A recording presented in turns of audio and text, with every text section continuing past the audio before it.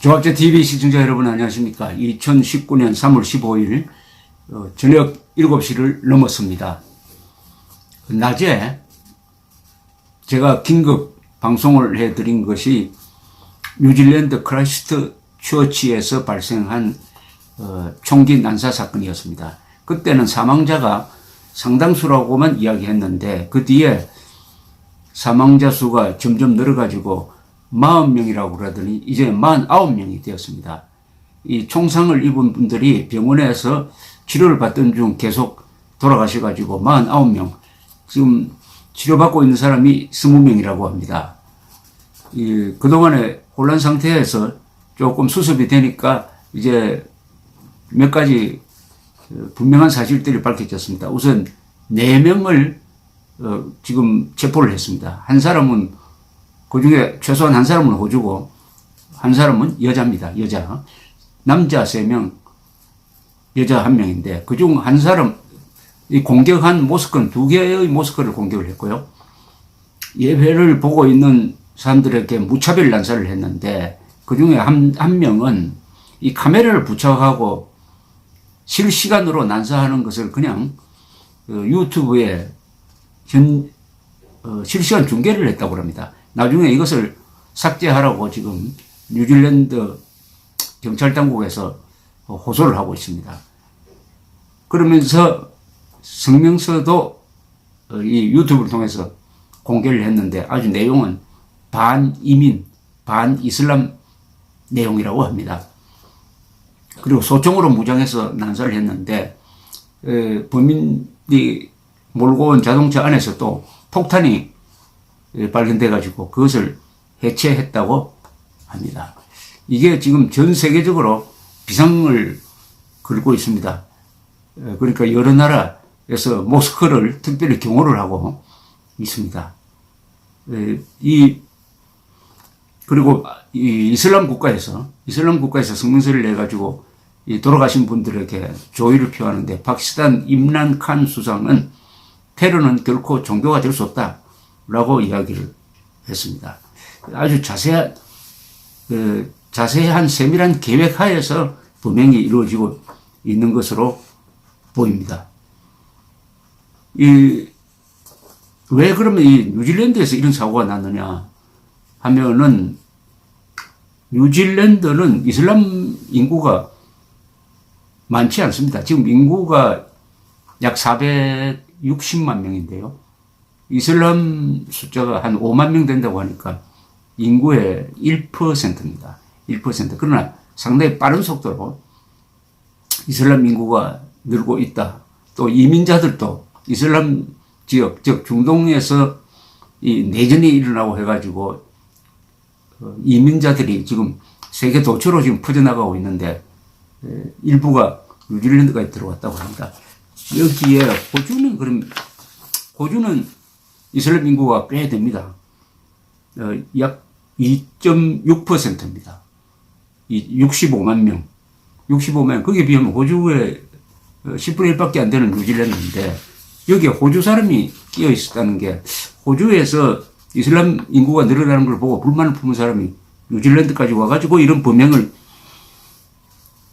벌린 게 아닌가, 이렇게 보여지는데요. 지금 이슬람 인구의 증가는 이민자의 증가, 그리고 현지 사람들의 이슬람화 2개가 이제 서로 겹치는 경우인데, 특히 유럽, 기독교 문명권인 유럽에서 이슬람 인구가 최근에 많이 늘어나고 또 이민자가 늘어나고 하니까 지금 유럽에서 가장 큰 문제가 지금 이슬람 문제 그리고 이민 문제입니다. 이게 유럽의 정치 성향을 바꿔놓고 있는데, 참고로 지금 유럽 국가 중에 이슬람 인구를 한번 보겠습니다. 벨기에는 7.6%나 됩니다. 인구가 한 1000만인데 7.6%. 캐나다도 3.2%입니다. 3.2%. 중국은 이슬람 지역이 원래 있죠. 저기 신장 위구르 지역. 어쨌든 중국은 1.8%입니다. 그리고 덴마크가 높습니다. 덴마크가 5.4%나 됩니다. 핀란드 2.7%. 그 다음에 프랑스는 8.8%인데 원래 알제리, 모로코 등 그쪽 지역을 식민 통치를 했으니까 자연히 유입된 거죠. 그 다음에 독일이 5.7%입니다. 독일은 터키 이민을 옛날부터 많이 받아들였습니다. 그리스는 바로 터키와 붙어 있으니까 5.7%가 이슬람 인구입니다. 인도는 잘 아시겠지만은 힌두교도가 압도적이지만은 이슬람도 많습니다. 14%입니다. 14% 같으면 1억 한 7, 8천만 됩니다. 이스라엘도 팔레스타인 사람들이 살고 있으니까 18%, 이슬람이 18%나 됩니다. 이탈리아도 높은 편입니다. 왜냐? 중동과 가까우니까 4.8%, 미국은 1.1% 낮은 편이죠. 노르웨이가 5.7%로 높습니다. 이 스칸디나비아가 이슬람 이민을 많이 받아들였습니다. 이 스웨덴이 가장 높습니다. 스웨덴이 8%나 됩니다. 스웨덴 8%, 노르웨이 5.7%, 덴마크 5.4%, 이 바이킹 국가, 이분들이 인도주의적인 성향이 강하니까 이 난민들을 많이 받아들이는 과정에서 이슬람 인구가 많아졌습니다. 이 스칸디나비아에서는 가톨릭 믿는 사람보다도 이슬람이 더 많습니다. 이 지역은 덴마크, 핀란드, 그 다음에 노르웨이, 스웨덴은 루트교가 강합니다. 개신교 중에서도 루트교가 강한데, 이 천주교도보다 이슬람이 더 많습니다. 스위스도 5.2%, 영국이 6.3%나 됩니다. 그리고 일본은 0.1%, 우리도 지금 0.1%로 나와 있습니다. 이슬람 인구가 많은 곳은 중앙아시아, 인도, 그리고 중동, 그리고 동남아시아가 많습니다. 가장 이슬람 인구가 많은 나라는 중동에 있지 않습니다. 인도네시아입니다. 2억이 넘죠. 이 중동은 뭐 이슬람, 거의 전부 다가 이슬람 국가인데, 동남아시아도 만만치 않습니다. 13%의 비중을 갖고 있습니다. 대체로 보면 이 스페인 사람들이 많이 사는 남미에 오히려 이슬람 사람들은 적습니다. 남미가 너무 멀어서 그런지는 모르겠지만은 이렇게 되어가지고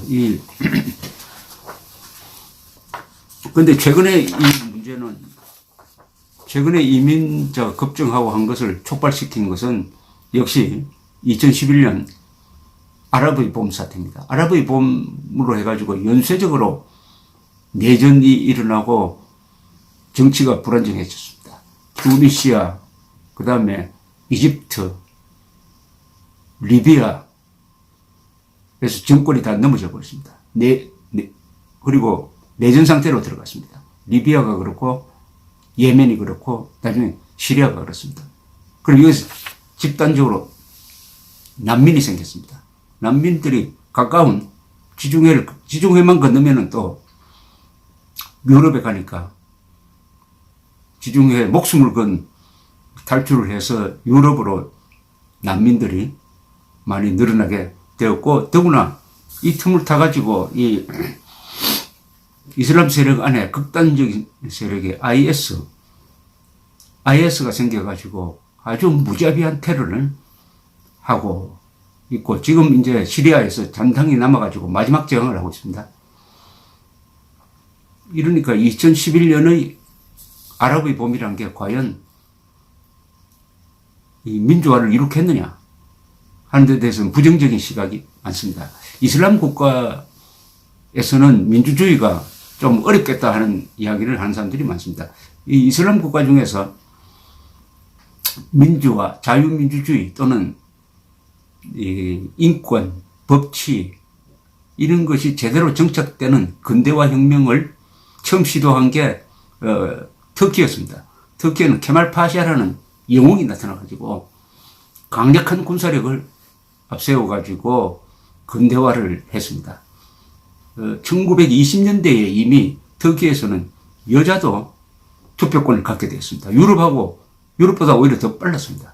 그것은 케말 파샤라는 위대한 지도자가 있으니까 그것이 가능했는데, 그 터키조차도 요새는 군부의 영향력이 약해지고 이슬람의 목소리가 아주